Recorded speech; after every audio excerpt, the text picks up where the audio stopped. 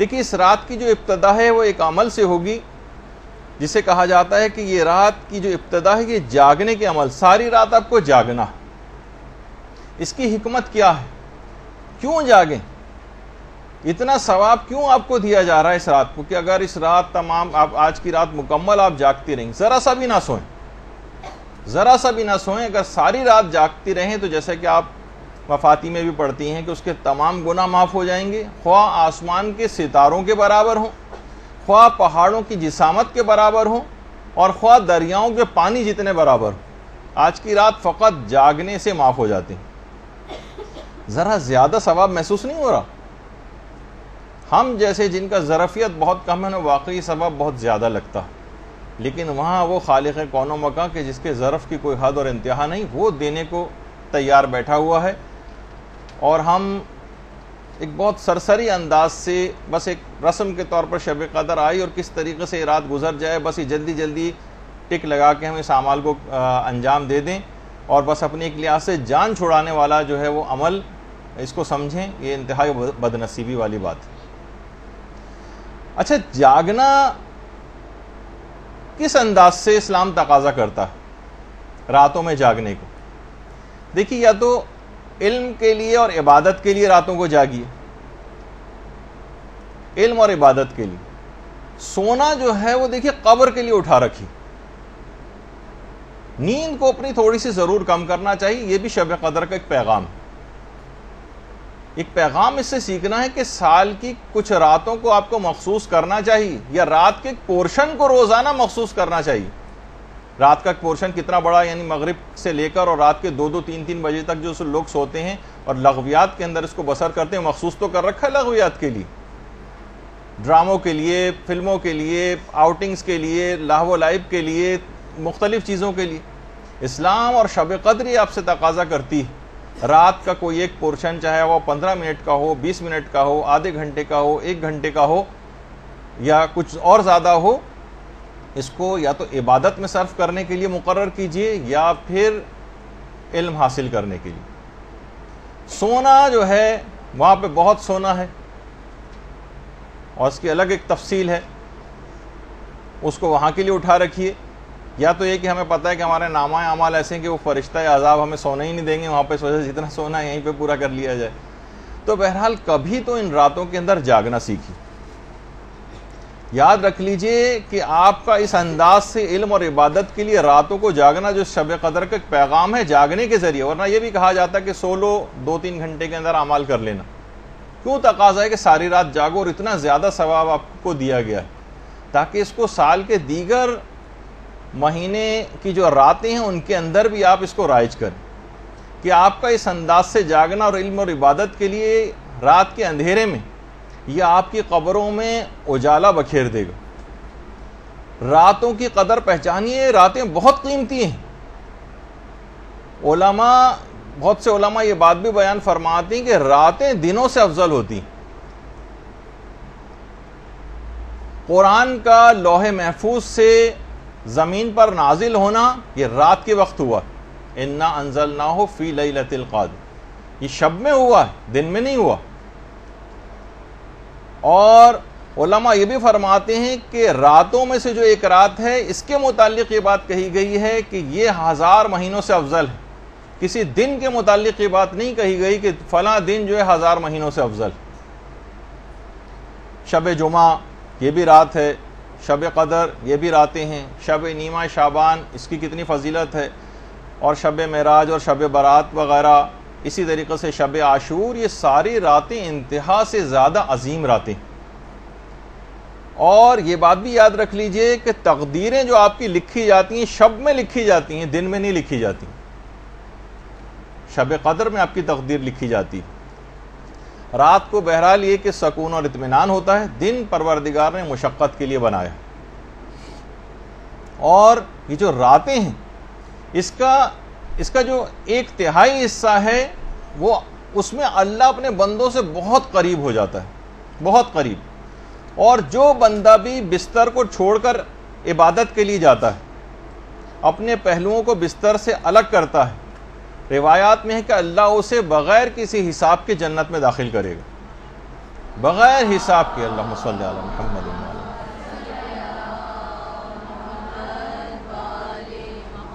علامہ میر حامد حسین لکھنوی فرماتے تھے کہ شیخ مفید جو تھے یہ رات میں بے انتہا کم سویا کرتے تھے, بہت کم سوتے تھے, اور سوائے 3 کاموں کے رات کو کسی اور طریقے سے نہیں گزارتے تھے. 3 کام, یا تو نماز میں مصروف رہتے تھے, یا مطالعے میں مصروف رہتے تھے, یا پھر تلاوت قرآن. یعنی پوری رات کو فقط ان 3 بہت کم سوتے تھے. ایسا نہیں کہ سونا بالکل ترک کرنا ہے, لیکن سونے کو کم کرنا ہے. اور سونے کو کم کر کے کرنا کیا ہے؟ فلمیں ڈرامے دیکھنے یا لغویات میں نہیں, بلکہ اس کے اندر آپ کو زندگی کو لگانا ہے. یہ وقت نکلا چلا جا رہا ہے, نکلا چلا جا رہا ہے. فرشتہ اجل جو ہے اس کی آواز پہ لبیک کہنا ہے, وہ وقت کم سے کم تر ہوتا چلا جا رہا ہے, اور ہم خواب خرگوش کے مزے لیتے رہیں. تو شیخ مفید کا طریقہ کار یہ تھا. شب قدر کا دیکھیے پیغام رات کو جاگنے کا. اور اسی طریقے سے علامہ محمد حسین طباطبائی کے متعلق بھی ملتا ہے کہ رمضان کی تو تمام شبوں کو ابتدائے شب سے لے کر اور سحر تک مکمل تمام راتیں جاگ کر گزارتے تھے. رمضان کی تو تمام راتیں مکمل جاگ کر, اور اس میں بھی دعا, قرآن, نماز, تلاوت قرآن اور مختلف اذکار میں جو ہے مشغول رہتے تھے. اچھا, اتنا زیادہ اذکار میں مشغول, چاہے وہ بیٹھے ہوں, مطالعہ کر رہے ہوں, پڑھ رہے ہوں, کچھ بھی کر رہے ہوں, ہر وقت زبان کے اوپر ذکر خدا رہتا تھا. محمد حسین طباطبائی ان کے شاگرد کہتے تھے کہ چلتے پھرتے بھی مستحب نمازیں ہی پڑھتے رہتے تھے. یعنی جو چل پھر رہے ہیں, آ جا رہے ہیں, بازاروں میں آ جا رہے ہیں, مستحب نمازیں پڑھتے ہوئے جا رہے ہیں, مستحب نمازیں پڑھتے ہوئے واپس آ رہے ہیں. کسی بھی لمحے کو ضائع نہیں کرتے تھے, اور کبھی اس کے بغیر رہتے ہی نہیں تھے. تو آپ نے دیکھا کہ محمد حسین طباطبائی نے بھی وہی زندگی پائی جو عام طور پر لوگ زندگی پاتے ہیں. وہ کیا کیا کچھ کر کے چلے گئے, اتنی ہی زندگی ہمارے پاس بھی ہے. وہ کیا کچھ کر کے چلے گئے, ہم بغیر کچھ کیے دنیا سے جانے والے ہیں. تو بہتر ہے کہ موقع بھی بہت اچھا ہے, اپنی شب قدر کا جو پیغام ہے نیند کو کچھ کم کیجیے, کیونکہ یہ خاندان اہل بیت کی خواتین کا بھی طریقہ کار رہا. حضرت فاطمہ بنت الحسین, اللہم صلی علی محمد و آل محمد,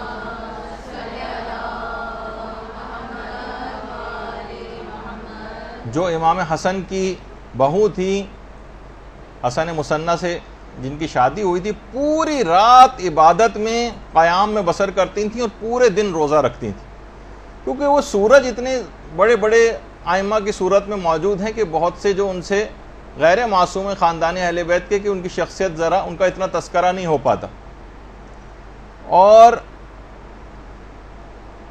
تو یہ بہت, کیونکہ وہ راتوں کی اہمیت سے واقف تھے.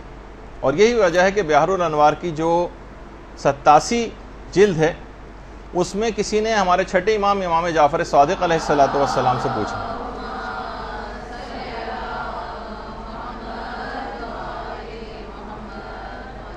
کسی نے پوچھا کہ مولا, ایک شخص یہ کہتا ہے کہ پیغمبر اسلام نے یہ بات کہی ہے, یعنی پیغمبر سے اس بات کو کوٹ کرتا ہے کہ شب کی, رات کی ایک ساعت ایسی ہے کہ جس میں پروردگار عالم اپنے بندوں کی جو دعا کریں وہ ضرور قبول کرتا ہے, جو دعا کریں. کیا یہ بات صحیح ہے؟ پیغمبر نے ایسا کہا ہے, رات کی کوئی ساعت ایسی ہے؟ امام نے فرمایا کہ ہاں ایسا ہی. کہا کہ مولا وہ وقت کون سا ہے؟ فرمایا نصف شب سے لے کر رات کے آخری 1/3 حصے تک. نصف شب سے یعنی سمجھیں وہ 12 ساڑھے 12 کے قریب کا جو وقت ہوتا ہے, وہاں سے لے کر اور جہاں سے رات کا آخری 1/3 شروع ہوتا ہے, یہ خاص وقت ہے کہ پروردگار اس میں جو دعا کریں گے وہ قبول کرے گا, جو دعا کریں گے وہ قبول کرے گا. پھر راوی نے پوچھا کہ مولا کیا کوئی خاص اور معین شب مراد ہے اس سے کہ جس میں پروردگار دعا قبول کرتا ہے؟ امام نے فرمایا نہیں, ہر شب, ہر شب, ہر رات. ہم لوگ کتنا زیادہ بہت ساری دعائیں قبول کروانے کے لیے کتنی تگ و دو کرتے ہیں, کا خاص وقت نصف شب سے لے کر رات کا آخری 1/3 حصہ جہاں سے شروع ہوتا ہے.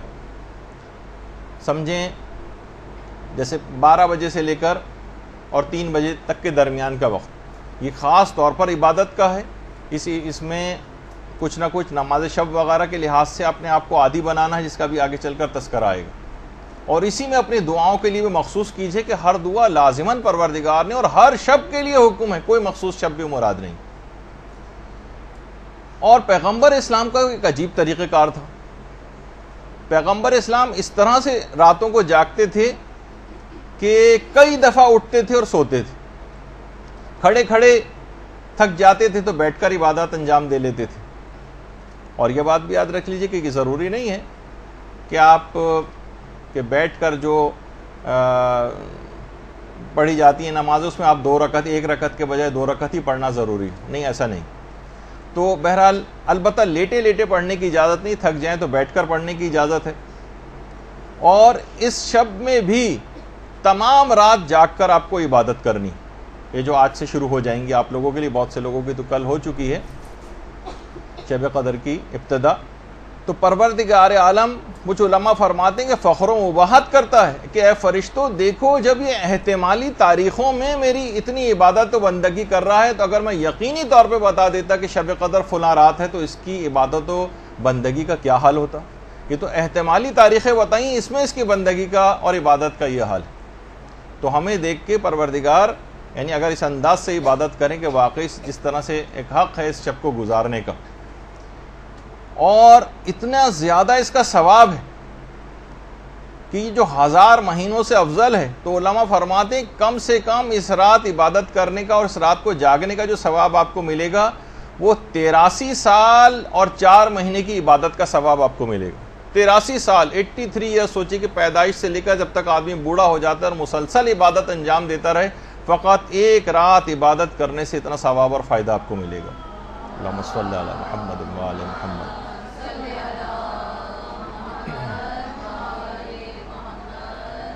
اب یہ جو اس شب داری کا جو ابتدا ہوئی ہے، یعنی رات میں کسی حد تک جاگنا، یہ آپ کو شب قدر کے اس سے پیغام لینا ہے کہ اب سال کی دیگر راتوں میں میں اپنی راتوں میں کوئی ایک وقت عبادت خدا کے لیے، چاہے وہ ویکینڈ ہو، چاہے وہ عام راتیں ہوں، علم حاصل کرنے کے حوالے سے، تلاوت قرآن کرنے کے حوالے سے، نمازیں اپنی قضا واجبات ادا کرنے کے حوالے سے کوئی ایک وقت ضرور مقرر کر لیں، ورنہ یہ وقت گزر جائے گا اور یہاں تک کہ ہمیں لوگوں کے کندھوں پر سوار ہو کے اپنی فائنل ڈیسٹینیشن تک پہنچ جانا ہو۔